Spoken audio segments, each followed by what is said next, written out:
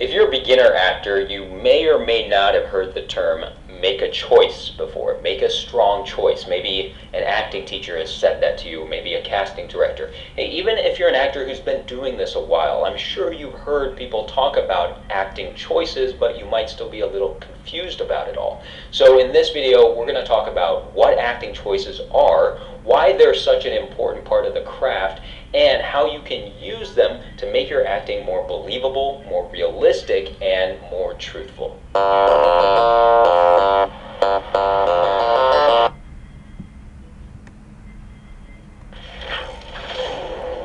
Today on Film Night we get some acting tips. Just the tips on acting. I'm not using that. You're using that.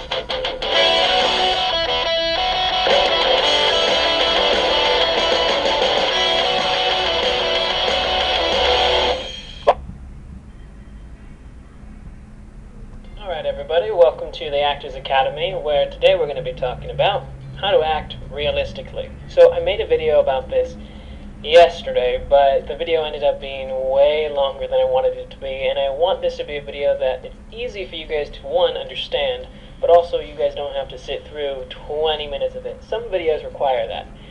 This one isn't necessarily one of them. So when it comes to talking about acting realistically, so I did a video on this before, but this one that I'm doing, it's a little bit different because these are going to be the points that no one really tells you. These are going to be the points that no one mentions, but you need to know them. So in a way, they're kind of like the secret tips. I like to think of them as. So the first one is how to... يبقى دي نصايح التمثيل اللي هيقدموها. نبتدي نسمع.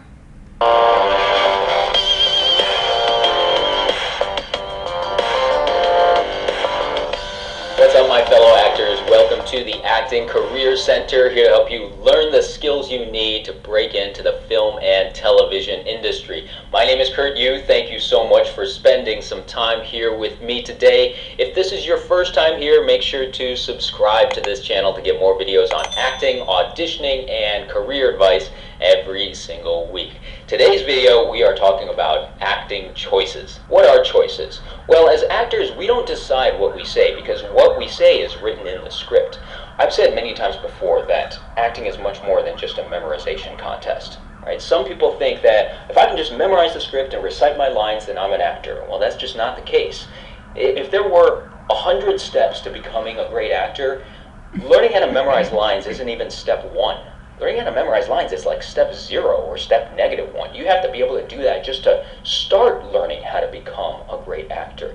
So if learning your lines isn't our job as an actor, then what is? Well, our job is to bring those lines to life. Our job is to take these words on a page that are nothing but just words and turn them into a real life, living, breathing human being. And that is what we do with our acting choices. Our acting choices are the decisions we make on what to bring to the character that isn't given to us in the script. It's our interpretation of the character, because a script doesn't paint a complete picture of a person, does it?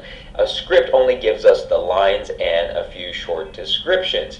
It's our job to fill in the gaps with our choices to bring that character to life. So I think the best way to show this is with an example. So we're going to pick a very small portion of a script. In fact, the smallest portion of a script, just one line. This line is, it says in the script that Bob is angry, and Bob's line is, "Get the hell out of my house." So that's all we have to work with right now, okay? So what can we do with this line? One thing that I want to mention is that when you see a description like Bob is angry, be careful not to fall into the trap of thinking that you have to yell and scream, because there is no universal angry behavior, right? People act all kinds of different ways when they're angry. Even you might be angry today and act one way, and then next week you might be angry again and act in a completely different way. So this is where our choices come in. Our choices are our actions. What do you do when you're angry or sad or happy or any other emotion? So let's take a look at that line again. Bob says, "Get the hell out of my house." Most inexperienced actors, they're going to look at that line and they're going to think, oh, it's just one line. I can memorize this super easy. Plus, it says Bob is angry, so it already tells me how to do this. So I'm just going to go, "Hey, get the hell out of my house." And that's it. And Yes, they did make a choice. They made a choice to yell that line. They weren't a stiff actor, which is fine, but that was such an obvious choice. And I'm not saying the obvious choice isn't a good choice. I'm just saying that as actors, we should really spend more time with every single part of your script, even if it's just one line, and decide what are the other ways that we can do this other than what's obvious. Think about in real life, how do people behave when they're angry? It does say in the script that Bob is angry, but it doesn't say that how he is showing his anger. We don't always show our anger by yelling. Think about even yourself. Do you always yell when you're angry? Have you ever gotten really quiet when you got mad? Even if you haven't, I'm sure you've seen someone get really quiet when they got mad. I'm sure you might have seen one or both of your parents do that when you were a kid. Oh man, look at mom. Mom is really quiet right now. I bet she's angry. And you could tell, couldn't you? She wasn't yelling at all. She wasn't even raising her voice.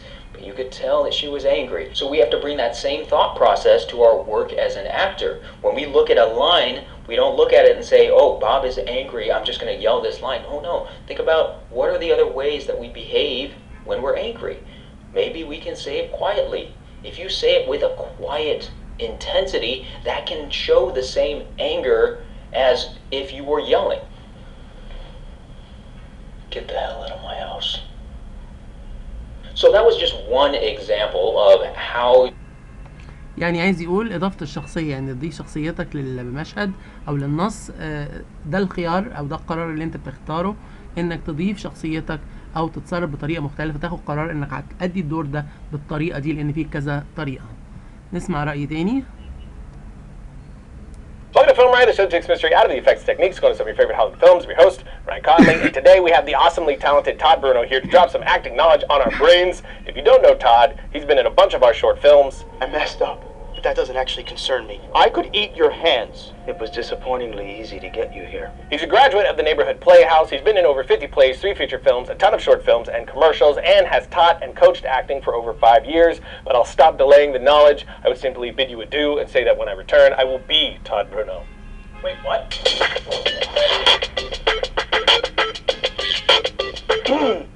When you ready? Oh, that means go. You're not gonna. I'm not shiny or anything, right? And that's okay back there. What's okay? The bed sheet that's hanging That's behind. not it. a bed sheet. That's a green screen. All right, let's get into the episode. Apparently, I don't warrant a real set. Now the thing started scrolling already. I don't even know what the. I mean, I can try and remember what it's. No, Todd, I'm gonna fix it. Just give me a second, for the love of God. All right. I told you 2 tequilas is my limit. From the creative standpoint, the actor's job is behavior. The words are supplied by the writer, and the movements are assigned by the director. The way in which we say the lines and perform the movements, that's the actor's contribution to the film. My goal when I walk on set is to do everything in my power to help the director get the shot they want. That's the kind of attitude that makes people want to work with you again, and that means you have to leave the ego at home. Realize that it's not about you, it's about the project. Your process or what you're going through to perform this role is no more important than what the gaffer, grips, and production designer are going through setting up the scene. With that in mind, here are my 5 acting tips, starting with tip number 1. Know your lines. Seems simple and obvious, but directors complain about this all the time. Why can't they get their lines right? The writer has probably chosen each word carefully, and we owe them the respect of saying those words precisely. Memorize the words that are in the script. If you have a problem or want to change something, talk to the director beforehand about ideas or alternatives. As a side note, I recommend you memorize your lines by rote. That is, without any inflections or meaning, just the words. That way you leave yourself free to say them any number of different ways, depending on how the scene plays out. It also makes it easy to make adjustments when the director wants something different. I know it sounds silly, but I've seen it happen where an actor has memorized a line a certain way, the director gives them an adjustment, and they suddenly can't remember the lines correctly. It's etched in their brain the way they memorized it. In order to keep that from happening, memorize by rote, and you won't end up looking like an amateur. Like Josh. Oh, hey, come on. What? That was uncalled for. Just I'm kidding. I'm kidding. No. Bubby. Tip number 2, manage your time on set. As actors, we can find ourselves waiting for hours while the crew sets up the next scene. Our job is to make sure we're prepared to perform when they're ready for us. This means when one scene is finished, you start preparing for the next scene. You should have already done your homework, so you have the specific choices you've made for where you are, your relationships to the other characters, what just happened before the scene starts, and what you're there to do.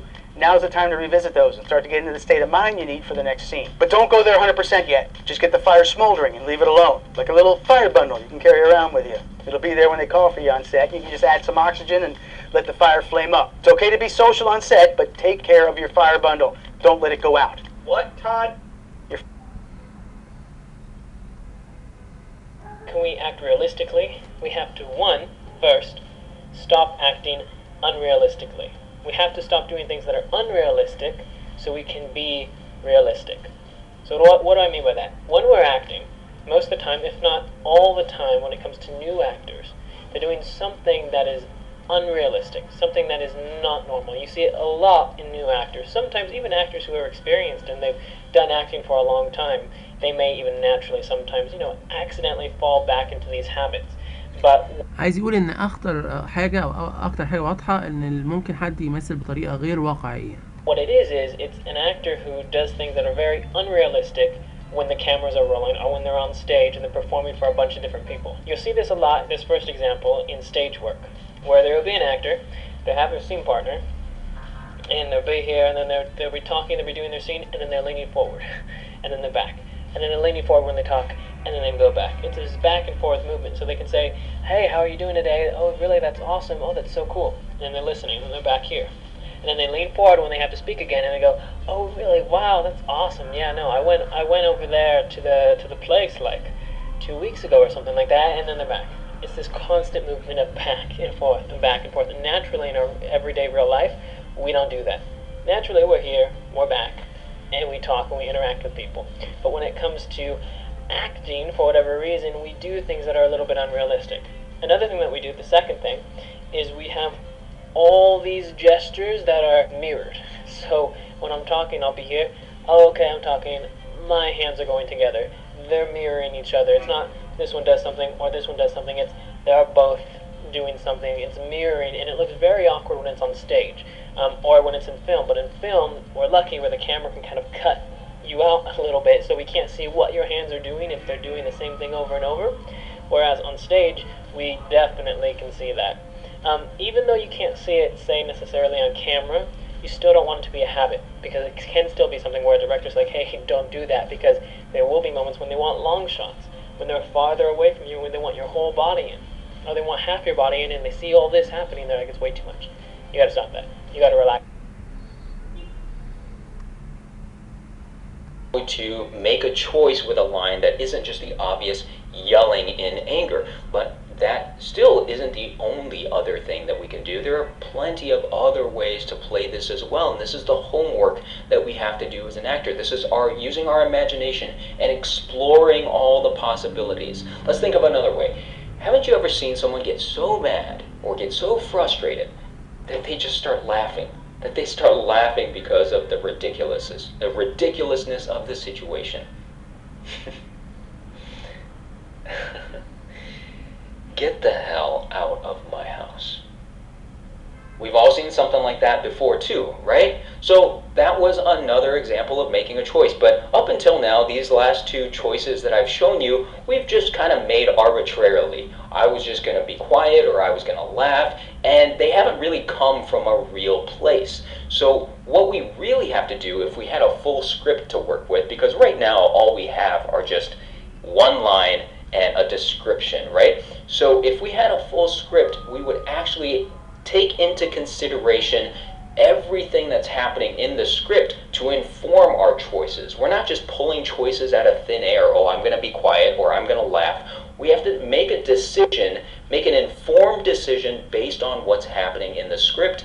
يعني قصده قراية النص بالكامل عشان الواحد يقدر يتصور الشخصية ويضيف للجمل الفردية فيها أبعاد حسب الإجمالي بتاع الشخصية من النص كله.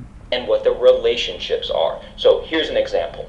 Let's say the reason why you are angry, or why Bob is angry, and the reason why Bob is saying, get the hell out of my house, is because, let's say, a family member, or let's say a best friend just confessed to Bob that they went behind Bob's back and applied for a job that Bob really wanted, and they got the job.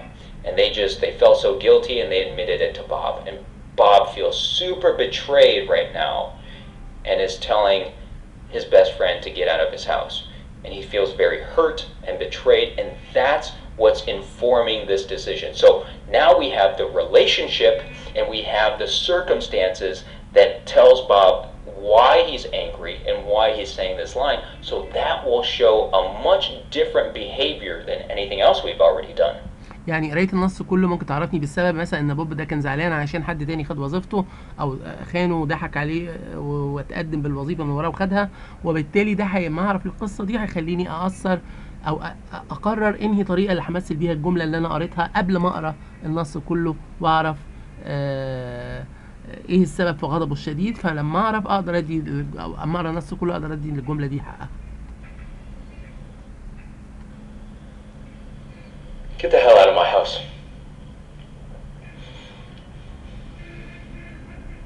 So that was a third very different choice than the other two that we've shown before, but that was now based on what we knew about the relationships of the يعني معرفتنا ادتنا طريقه ثالثه في عده طرق للتمثيل نفس الجمله، فكل ما بعرف اكتر عن الشخصيه بقرايه اكتر اقدر اتصور اكتر. characters and of the circumstances.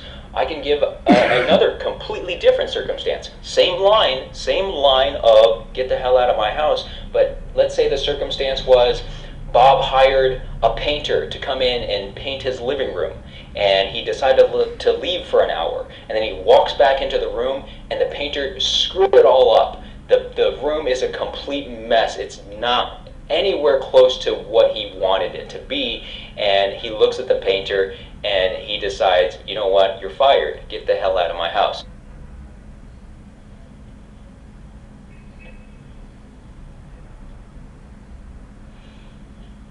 Get the hell out of my house.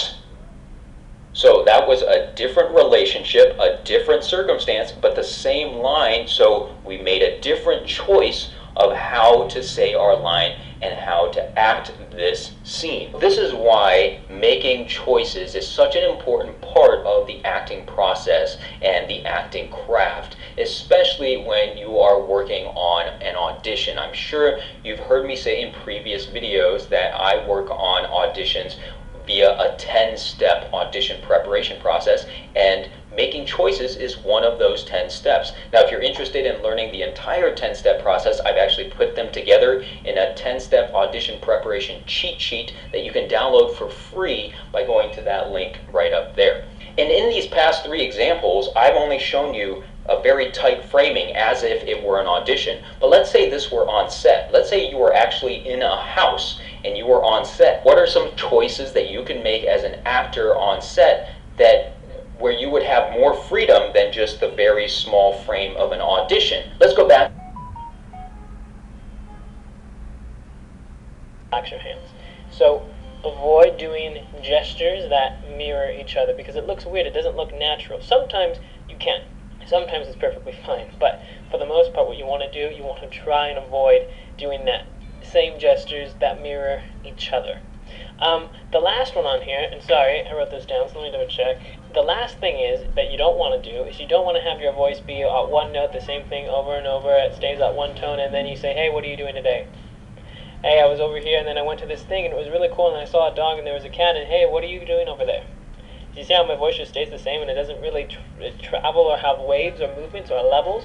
That, if you see this a lot, this is something else you see a lot too, and if you get the opportunity to work behind the camera ever, and you just get to observe actors acting, when it comes to new actors especially, you'll see a lot of that happening. They'll just stay at this tone, and then they don't change their tone at all, and then they have their line. And that's it. You want to have waves and levels when you're talking, so you can go, hey, how's it going? What are you doing? Blah, blah, blah, blah, blah. So your lines don't just go, hey, it's just staying at this one note. Because then if you do that, then it becomes very unrealistic, and it's something that we find to not be real. So if you want to be real, stop doing things that are unrealistic, and just really... يعني بيتكلم عن التوقف عن عمل اشياء غير واقعيه، ان الواحد مثلا يتكلم بصوت واحد مستمر ما يسمى بالمونوتون على طول، هو نفس النغمه نفس يسيب للناس ملل ويحسسهم بان هو مش واقعي. Your fire bundle. Take care of your fire bundle. Why are we talking about a fire bundle? It's an acting term. Your fire bundle. Tip number 3, fill every scene. This is a mistake I see a lot of actors make. They neglect the easy scenes. They think I'm just walking into an office, dropping off a file, no big deal, so they don't do the work and the scene falls flat. This drives directors crazy. Each scene is in there for a reason, and it's our job to fill every moment, even the ones that seem meaningless. For example, the scene I was just talking about might look like this.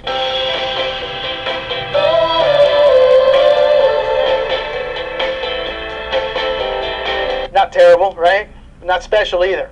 Just because you're not saying anything doesn't mean you have to be thinking about nothing as well, so let's fill it. In my head, I'll make the location specific, add some characters off camera, and think of somewhere I just came from. And we'll try it again.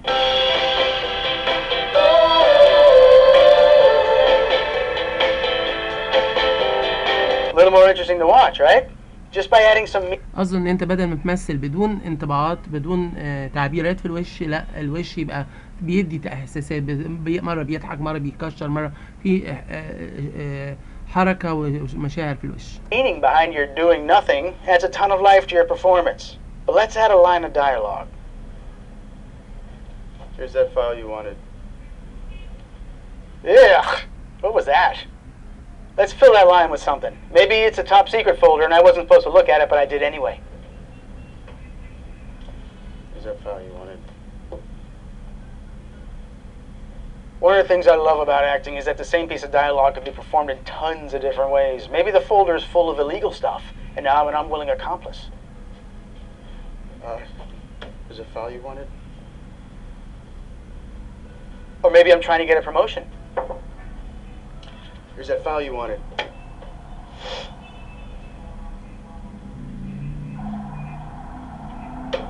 You see how just doing something specific changes the moment completely and makes it much more interesting to watch. اظن مليون طريقه تأدي نفس الجمله. That's what separates the good actors from the bad. So don't have an empty performance, fill it. Now before we get to my other tips, Ryan has to pay some bills. I'll wait here. Can I get a drink or something? What are you looking at? No one else is in here.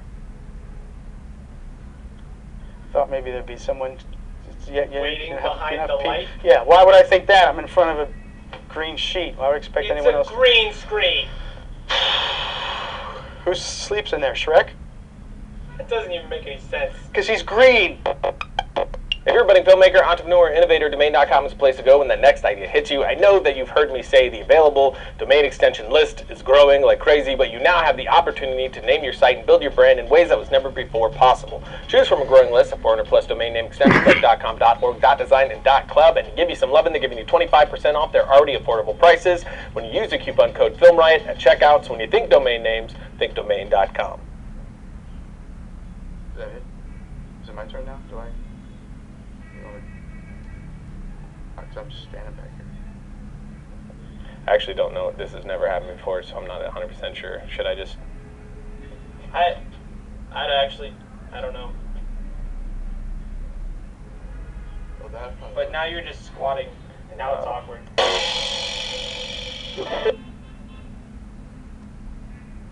Back to the example of your best friend betraying you, and you almost couldn't even look at them anymore.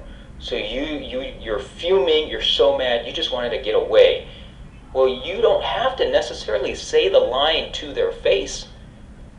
You can make the acting choice of walking out of the room, and in the hallway, you yell out, "Get the hell out of my house." Right? That's a believable reaction to something, and that's something that you could do as an actor, even though it's not written on the page to do it that way. Or you could be very direct. You could walk all the way to the door, open the door for them, and say, "Get the hell out of my house." Right? That's another completely different approach to it. But again, you're saying the same line all of these times, but you're making different acting choices every time. So 2 final things I want to say about making choices. The first is that you shouldn't make choices just for the sake of trying to stand out, just for the sake of showing someone something different, because that's a very selfish way of making a choice. Because our job as an actor isn't to show someone, "Hey, look at me." Our job as an actor is to serve the story and the script. I could easily have done something like, I could have said the line, "Get the hell out of my house," while dancing around like a clown.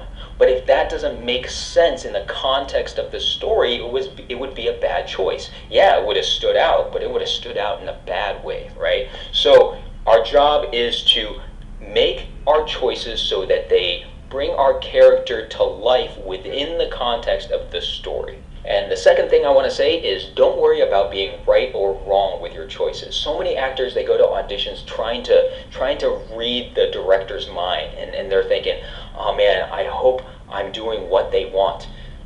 Oftentimes, they have no idea what they want until they see it. So that's why, as an actor, when you go to an audition, you can't try to read their mind. You can't try to think, okay, what's the right choice that's going to get me booked? Because there's no way you can know that. If you make a choice that serves the story and serves your character, there's no way that choice is wrong. That choice is always going to be right. It may not be the choice that the director had in mind, but that doesn't matter. Because here's what might happen. You go into your audition, you've made your choice, and you commit to it, and you do the audition. What they'll see, what the director will see, even if it's not the choice that he or she had in mind, what the director will see is that here's an actor who is able to create a real human being out of the words that are on the page. And if you can do that, ممثل قادر انه يخلق شخصية، يخلق كيان حقيقي من الكلمات اللي هو سمعها او النص يعني. Sit down and think, when you're acting, what are some things that you do that are very unrealistic, that you don't naturally do in your everyday life? Because in your everyday life, when you're acting, it's normal. But then when you go up and you're acting in front of the camera, you're acting on stage, all of a sudden you're very different. Now it's true on stage you have to be bigger, but that doesn't mean you have to be unrealistic. It just means, hey, when you're on stage, you're a little bit bigger. When you're on camera, you're a little bit smaller. There's certain things where a camera will get really close to your face and your eyeball on the screen will be this big. So if you make a big movement of your eyeball, it might be too big for the camera. But say if I'm looking right now at the camera and I just slightly look over to the left and then back, slightly over and back, maybe for you guys it'll be to the right, but back and forth. Now this movement is very small when you see it here, but now if I had a camera and it was right at my eyeball, this small movement all of a sudden will be huge jumps. So there are differences, there are ways to play, but it doesn't mean to be unrealistic. That doesn't mean I'm here and doing a weird thing or crazy look with my eye while I'm looking. It's still being realistic, but it's just knowing what you can and can't do. Now, this doesn't mean that your acting is going to be completely amazing, but it will be more realistic. If you can get rid of what's unrealistic. Too many actors think, okay, what can I do to be more realistic? Well, first start thinking, what am I doing that's unrealistic, and get rid of that. Once you start getting rid of those, then you can start focusing on finding out, okay, what can I do to be more realistic? Now, there's more points than this than I mentioned, but these are 3 common ones that many actors run into. Now, if you're someone who you run into these traps, stop it. Be an actor who sits down and thinks, okay, I want to be realistic. When I'm acting, I'm doing some things that are not realistic. What are they?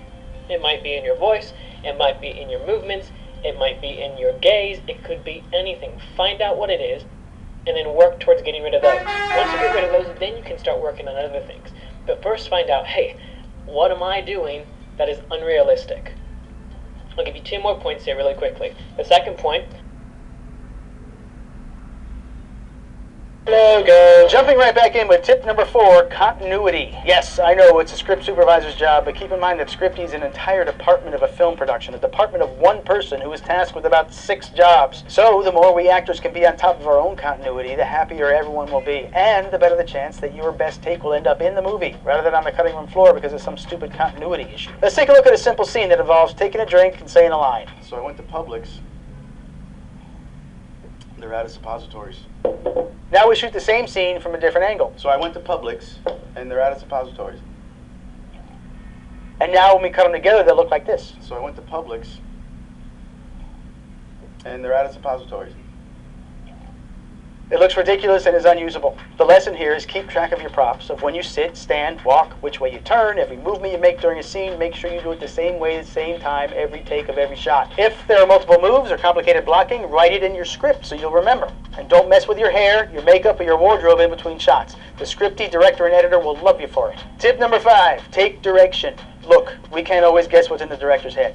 We try to give them what they want, and many times the director will want you to make adjustments. And sometimes they're good at communicating what they want, and sometimes they're not so good at it. Sometimes we have to take what they say and translate it into something we can use to give them what they want. So don't be afraid to tell them that you don't understand and ask them to explain it a different way. And once you know what they want, you can convert it into something you can use. For example, if they want you to be more angry, don't try to be more angry. This will look forced and stupid. Instead, change the circumstances in your head to a situation that would make you angry. Make yourself believe that situation is real, then play the situation. The anger should come naturally. That's what it means to find the honesty or truth in a performance. So if you've ever heard that and were confused by it, there you go. All of this, of course, will take some practice. By the way, did I mention that acting isn't easy? Simple, yes, but not easy. So now go figure that one out. Hope these tips help. Hit me up with any questions. Till then, I gotta go. Late for my colonoscopy. Really? You put that on there? Well, yeah, that's what you said. Yep. No, that's not what I didn't say that. That's what you said. That's where you were going. That's not what I said. It is exactly. I did not say that. You said, we can't go too late because I'll be late for my colonoscopy. That's what you said to me. So I don't know. Someone must have said that to you. It wasn't me, because I don't have a colonoscopy. I don't have a colon. I don't even have a colon. I don't know why I would. Whatever. It's a green sheet. It's a green screen. Logo. And that's it for today. You can, of course, follow the Todd on the Twitters right here. And if you haven't seen, we are working on something cool for Bloodtober, so check out the notes below to find our social channels to see some of the behind-the-scenes pictures we've been posting there. And I'll see you guys next week when I use the red flower to defeat my enemy.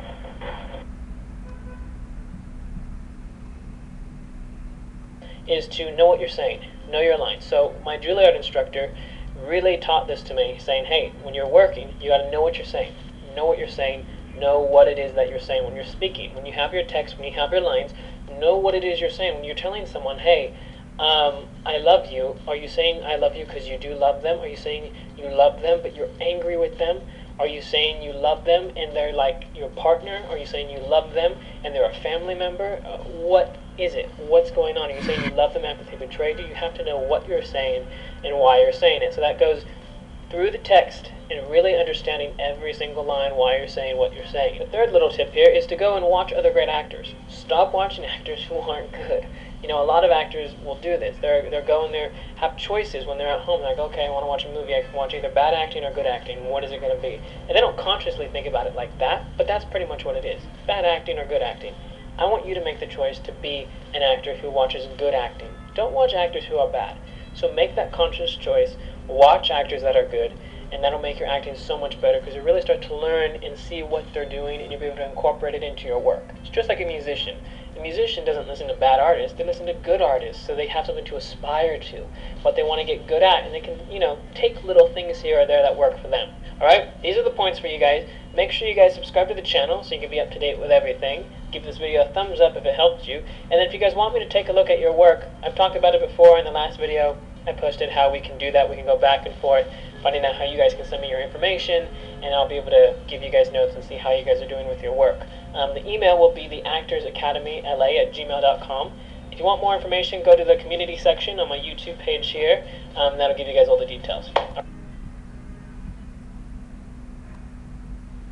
That, then you've done your job as an actor. If you make a choice and you commit to it and you bring that character to life, then you've shown them that you know how to act. And if it wasn't what the director had in mind, then they'll tell you, hey, that was great, but let's try something different, and they'll give you a suggestion. And you know what that suggestion is? That suggestion is a different choice. It's the director's interpretation of the character. And once the director starts talking to you that way, that's where the magic happens, because that's when the director and the actor start collaborating to try to figure out this character.